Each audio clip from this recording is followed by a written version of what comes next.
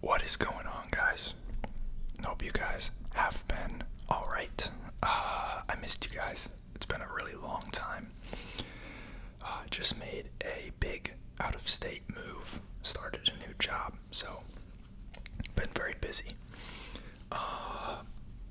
No real excuse for not making videos these past couple weeks. I tend to hate when creators come on and just apologize and say things are going to be different and, blah, blah, blah, and set an upload schedule, and then they fall off of it in a couple weeks, and they do it again like a month later. I'm going to be real with you guys. I'm busy. I'm starting a new job. Doing grunt work. I want to get back into the flow of making videos now that I'm settled down, but I can't promise a certain degree of consistency, and I appreciate you guys, being there and being understanding. But today I want to look at the dividend portfolio. Now, I haven't made an update to this in over a month. I have still contributed every week, and I've still made, purchases as I saw fit from the existing holdings.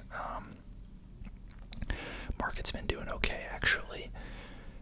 It's been recovering somewhat, but obviously, we have a hole to dig ourselves out of, considering I started this at the worst possible time. But before I get into these specifics, my normal disclaimer that none of this is financial advice, legal advice, or tax advice. I'm not a licensed professional in any of those categories, so, take everything I say with a grain of salt. This is for entertainment purposes, and conduct your own research and consult a professional before investing. Now, according to Fidelity, the account is only down 5.78%. That doesn't take into account some sales we've had of both gains and losses.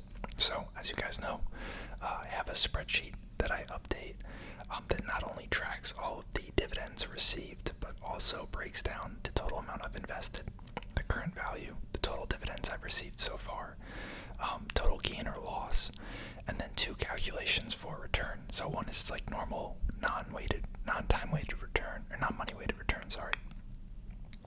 That's, what like Fidelity would show here. The other one is based on my contributions, so it's actually money weighted, so it takes into account when certain inflows or outflows of cash occurred. And I think that at least in earlier accounts, when your contributions can actually make up a significant portion of the portfolio, that's a good metric to use because it kind of normalizes those inflows. But had the account for a while now, and the contributions are starting to kind of pale in comparison to the total account value. So you can see the XIRR and the non-weighted return are kind of trending towards each other. But so far, I have invested a total of $1,740. It currently sits at $1,495.18, which means that it has lost $244. And I've received a total dividends of $55.60 so far from the account.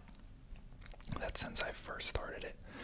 And we're looking at an XIRR of negative 15.52%, or a non-weighted return of negative 14.07%. Not terrible. Definitely underperforming the market, but not by a lot. Last year, and REITs in particular were hit pretty hard. So, we're kind of coming back from that. The dividends are starting to roll in a little bit more. You can see over on the right here, a pretty long list. Most of my holdings have pretty significant yields. Only I think Zoetis and Equity Lifestyle don't have the highest yields, but and American Tower, that yield isn't crazy either, but Toronto Realty's kind of middle of the road, and the rest I think are all pretty higher yields. We're talking 3, 4, 5+%. The only one I have that's really above 6% is New Lake Capital Partners. I've talked about them before a couple times. Their yield is still up at 12% or something like that. They had a big update today. I own a bunch of them in my personal accounts at a little lower of a cost basis basis, but that one has been hit pretty hard in this account. But that should be paying a very, very nice dividend come July 14th, I think. As you can imagine, 12% yield. That's a pretty hefty paycheck, even if you don't have a lot of dollars invested. If we're looking at $177 in NLCP at a 12% yield, we're talking about $5.30 just from that one dividend payment, which, for an account this size is not insignificant. That's a pretty small holding in here. It's only 11.8%. So that's cool, but we're break even basically on Blackstone, slightly negative on Getty Realty, Agree Realty, Equity Lifestyle, Postal Realty, and then we're decently negative on American Tower, New Lake Capital, and Toronto Realty.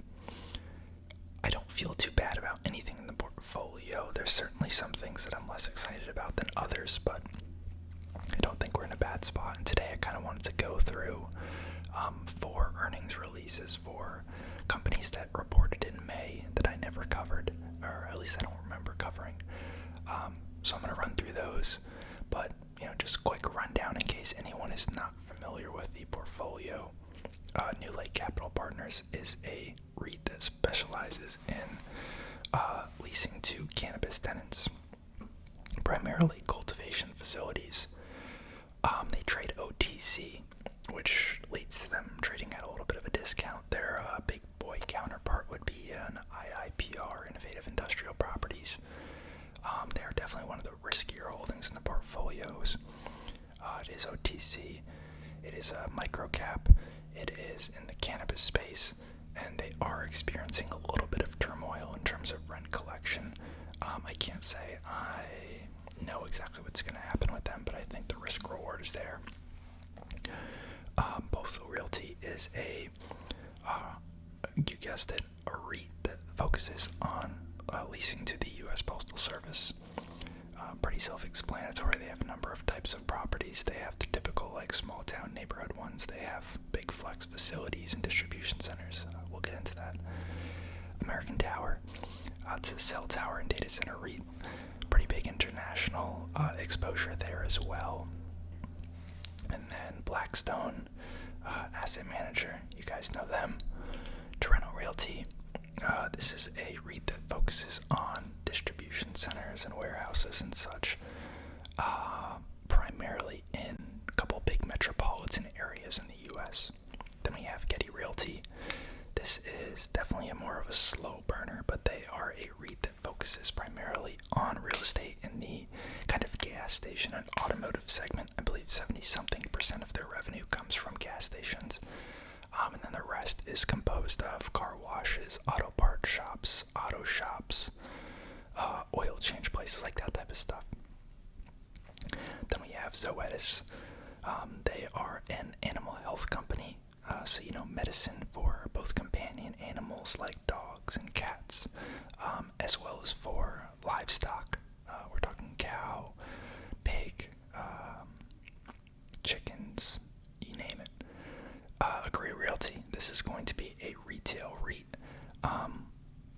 They have a lot of standalone properties, but I believe they also have some larger plaza real estate. But they have a lot of properties leased to companies like Verizon or Taco Bell or IKEA or Home Depot or AutoZone, Chipotle.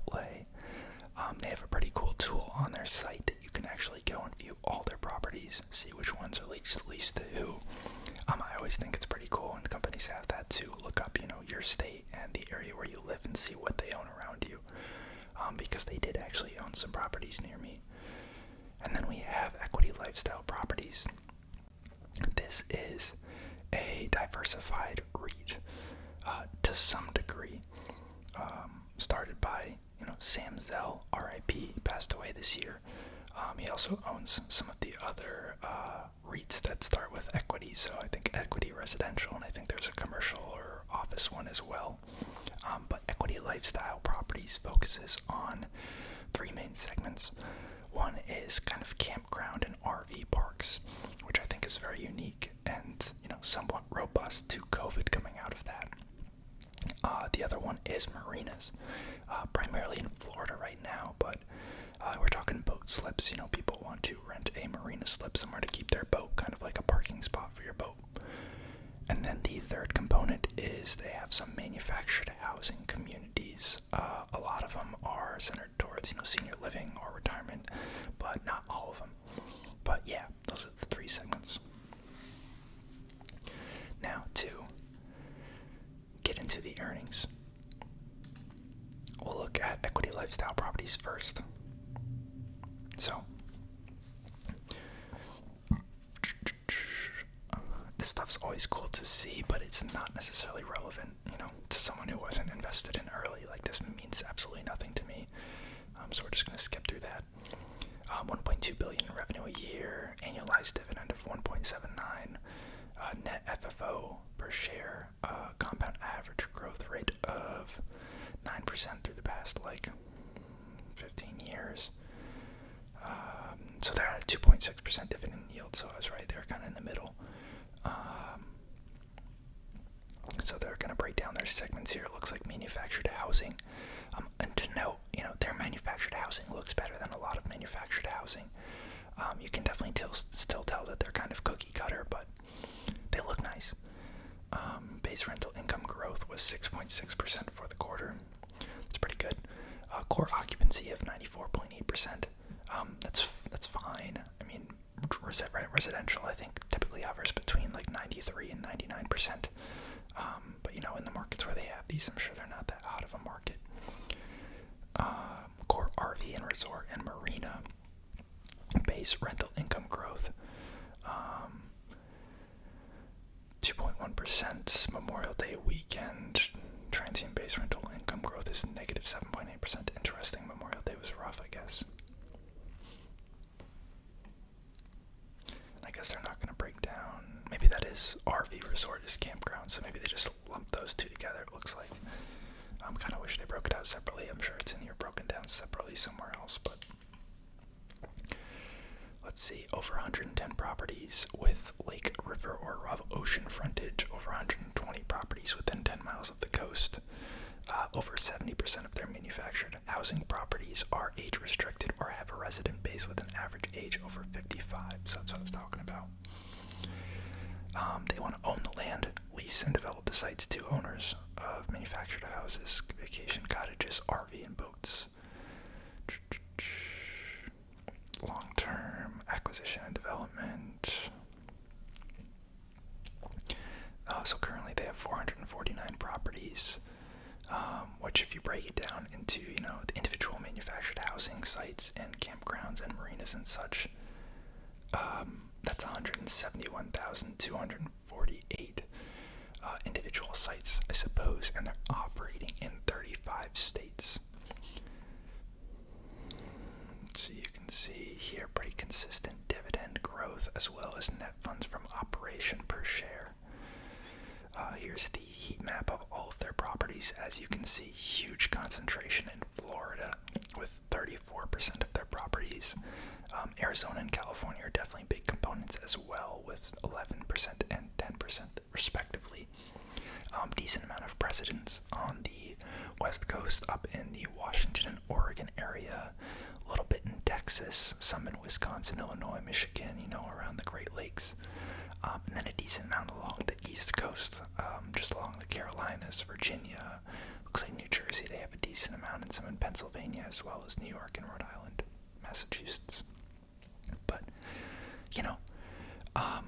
a lot of their products, marinas, for instance, as well as, retirement communities, and to some degree, campgrounds and RV parks, are going to be in kind of these destination locations, so I'm not surprised to see over half their portfolio concentrated in Florida, Arizona, and California.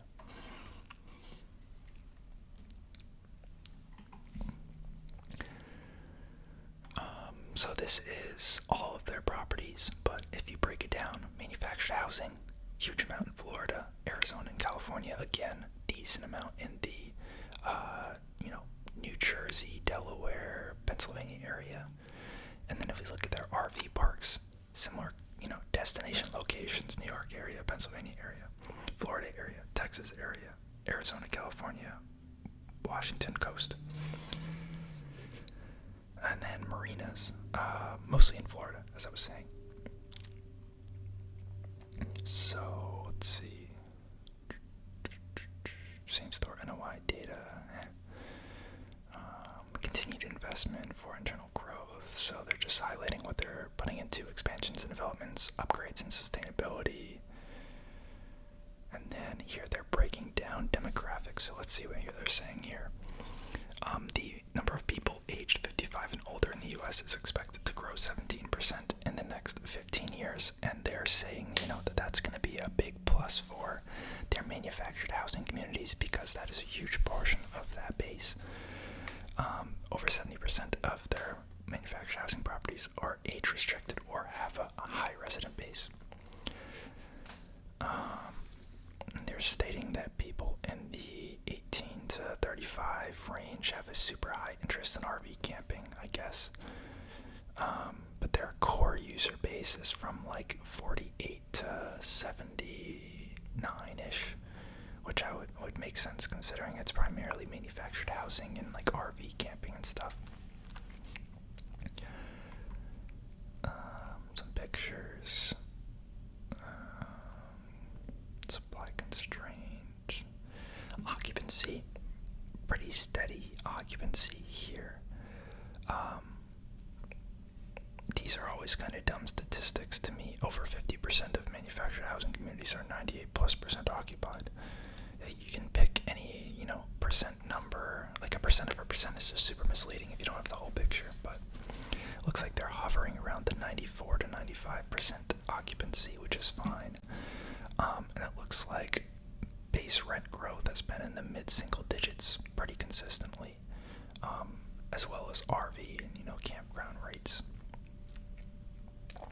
I think they have some sort of membership program called 1,000 Trails for their campgrounds, and they're stating that their revenue in that has seen a pretty substantial increase. Breaking down costs here. Historical core portfolio growth rate against CPI. It's pretty cool to see. Yeah, they're tech-centered, blah, blah, blah, blah, blah. Neat, nothing crazy, but cool nonetheless. I do have a feeling this presentation is going to be a lot more bland, so bear with me here. Zoetis, this is the animal health pharma company. So 4% revenue growth, 3% decline in adjusted net income. That's pretty rough. International revenue up decently, but it was offset by a decline in the U.S. Livestock portfolio growth of 12%, pretty cool. That's across cattle, poultry, sheep, and fish. Companion animal revenue is flat. There's some declines in their parasitics and anti-infectives. They're holding guidance steady, expecting a growth of 6 to 8% on revenue and 7 to 9% on net income.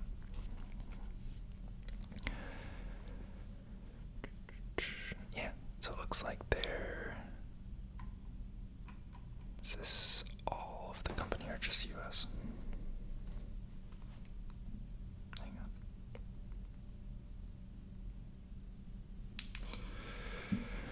on. So revenue's basically flat, net income down, middle single digits, same with the rest of their stats. It's not great.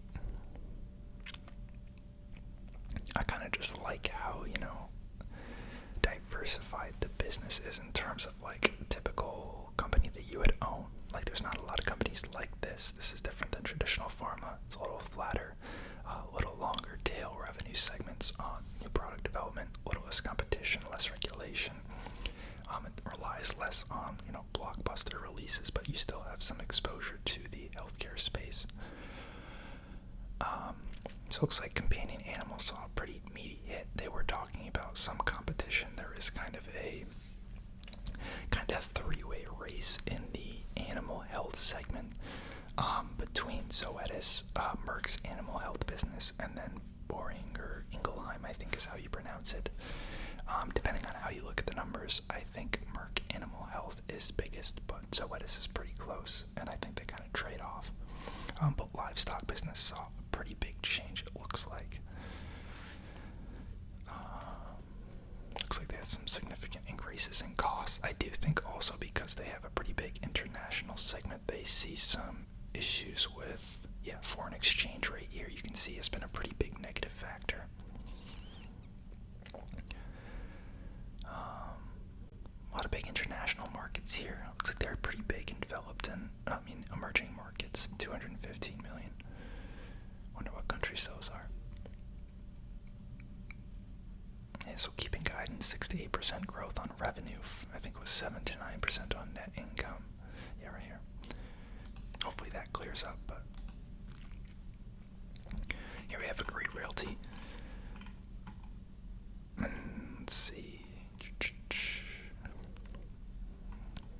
So they invested in 95 new net lease properties, or maybe that's in upgrade investments, I'm not sure. Net income, not as important for REITs. FFO here. FFO per share increased 0.6% for core FFO, and adjusted FFO was up 1.5%. Not great, just flat basically. And their dividend is up 3.8% year over year. Again, just okay. Pretty big FFO growth quarter over quarter. But, annually doesn't look like it's as steep. They got about 1,900 properties in 48 states, 99.7% leased, which is pretty good. Average remaining lease term of 8.8 years, 68% of which is from investment grade tenants. That's nice. Looks like they got some ground leases. I don't care too much about that. Acquisition volume for the first quarter was $302 million, which was 66 properties net leased to leading retailers operating in sectors including tire and auto service, home improvement, grocery stores, auto parts, dollar stores, and farm and rural supply. Average cap rate of 6.7. That's not bad. Lease terms of 13.1 years, also pretty good. 74.9% of base rents were acquired from investment grade tenants. Nice.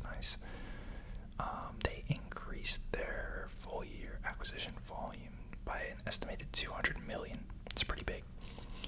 And then looks like they got here a list of all the build-to-suit properties that they have in the works. Looks like a bunch for Gerber Collision, which I've never heard of. I assume that's an auto parts store. They got Home Goods, Old Navy, Five Below, TJ Maxx, Ulta, Burlington.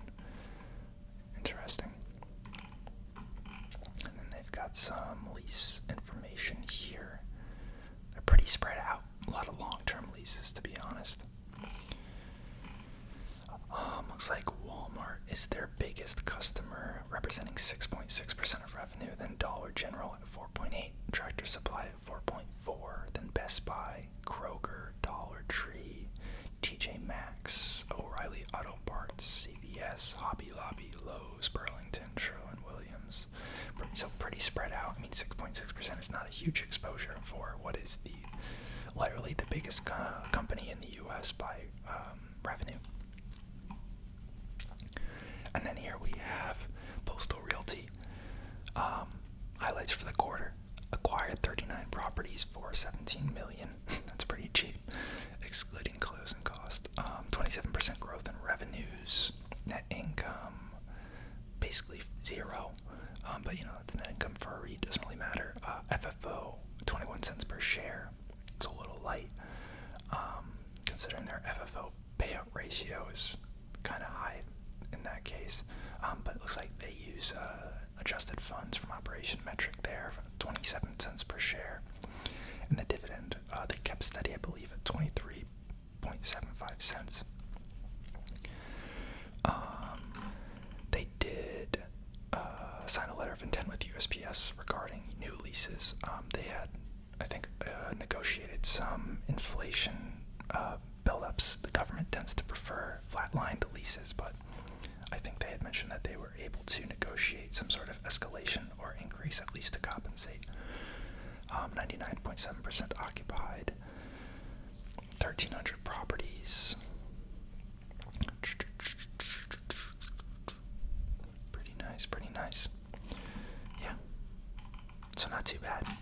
crazy. I think Zoetis was pretty underwhelming, maybe a little alarming. That might be something to look at, but other than that, feeling pretty good. So let me know what you guys think, and I'll talk to y'all next time. Thanks for watching.